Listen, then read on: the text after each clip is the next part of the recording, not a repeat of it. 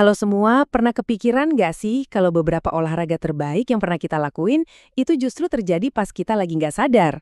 Yup, waktu kita masih kecil, lagi asyik-asyiknya main. Nah, hari ini kita bakal bongkar gimana permainan-permainan masa kecil kita itu sebenarnya adalah workout yang keren banget. Oke, kita mulai dari pertanyaan ini dulu deh.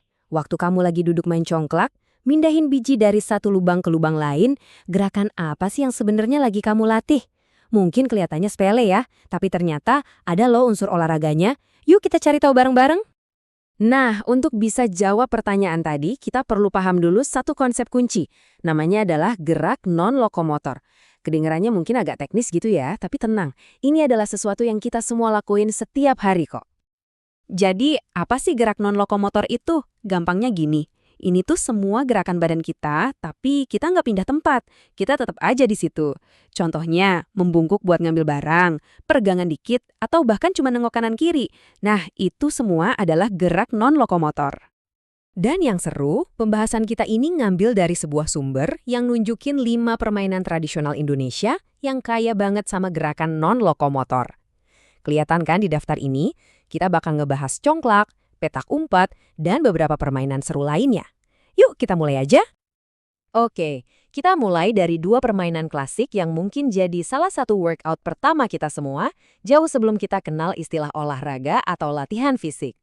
Yang pertama, congklak. Siapa sangka permainan strategi yang kelihatannya tenang ini ternyata jauh lebih aktif dari yang kita kira. Coba deh bayangin pas lagi main. Setiap kali kita membungkuk di atas papan buat ngambil biji-bijinya, itu kan melatih kelenturan punggung kita. Terus, pas kita mengayunkan tangan buat nyebarin biji ke lubang lain, itu juga melatih sendi bahu dan lengan. Nah, ini dia gerak non-lokomotor dalam aksi nyata. Selanjutnya, petak umpet. Permainan yang bikin deg-degan ini ternyata nggak cuma soal lari-larian loh. Ada momen-momen penting di mana kita justru bergerak di tempat. Coba inget-inget deh yang lagi jaga. Pastikan dia menoleh ke kiri dan ke kanan, ngintip-ngintip. Atau pas kita lagi ngumpet, kita mungkin membungkuk di balik sesuatu biar nggak kelihatan. Gerakan-gerakan simpel ini, menoleh dan membungkuk ini sebenarnya lagi melatih leher dan punggung kita. Dan itu semua terjadi waktu kita lagi diam di tempat. Oke, kita lanjut ke permainan yang lebih rame, yang biasanya dimainin bareng-bareng. 3 permainan berikutnya ini nunjukin gimana gerak non-lokomotor jadi bagian penting dari keseruan bermain kelompok. Siapa coba yang nggak inget lagunya? Ular naga, panjangnya bukan kepalang. Nah, permainan ini contoh yang keren banget buat gerakan tubuh yang terkoordinasi. Di sini kan ada 2 peran ya, ada yang jadi gerbang, ada yang jadi ular.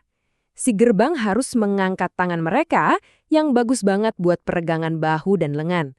Sementara itu, ularnya harus terus-terusan menunduk atau membungkuk buat ngelewatin gerbang.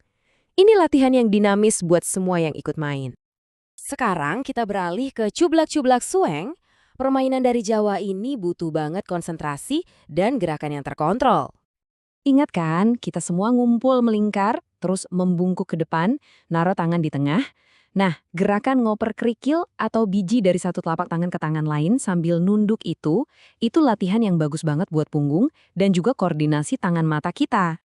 Dan yang terakhir, engklek atau hopscotch. Kalau dengar engklek, pasti yang kepikiran langsung lompat-lompatnya kan? Yang sebenarnya itu gerak lokomotor. Eits, tapi tunggu dulu.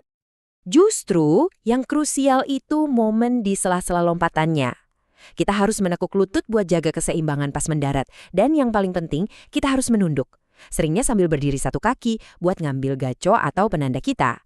Gerakan itu benar-benar jadi ujian buat keseimbangan dan kekuatan inti tubuh kita loh. Jadi, setelah kita lihat semua contoh tadi, apa sih artinya?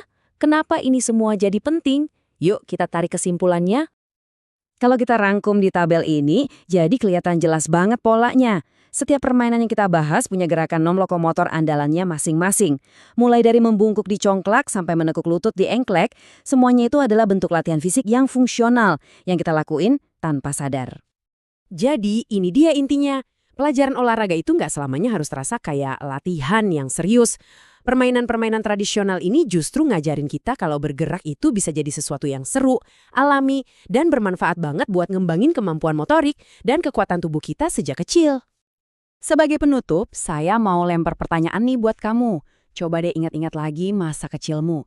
Setelah sekarang tahu soal gerak non-lokomotor, kira-kira permainan apa lagi ya yang kamu sadari ternyata itu adalah workout tersembunyi? Coba pikirin deh, jawabannya mungkin bakal bikin kamu kaget sendiri.